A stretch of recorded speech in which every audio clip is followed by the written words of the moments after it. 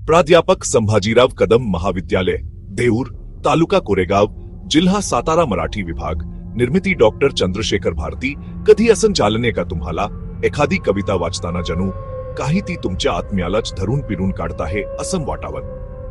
Namdev डसारांची Swiggy ही कविता अगदी तसंच करते.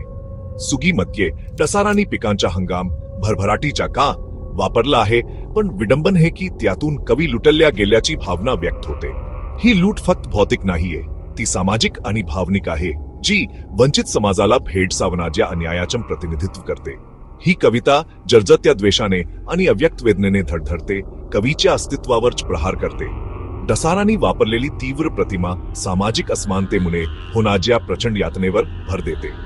जसा कवी सूर्यास्ताकडे पाहतो तसं आपल्याला आशेच्या क्षय, निराशेच्या गर्तेत बुडणं दिसून येतं. हे अस्तित्वाचं जीज होण्याचं प्रतीक आहे, समाजात मानाचं स्थान मिळवण्यासाठीच्या संघर्षाची मार्मिक आठवण. मातीच्या डेकूर पाण्यात विरहरण्याचं डसारांनी वापरलेलं रूपक हे मानवी अस्तित्वाच्या नाजूकपणाचं आणि क्षुल्लकतेच, विशेषतः दलितांच्या बाबतीत चित्रण करतात. त्यांची वेदना इतकी तीव्र आहे की ती उघडपणे व्यक्त करता येत नाही. जुलमी व्यवस्थेने लादलेन शांतपण आणि असहायता अधोरेखित करते.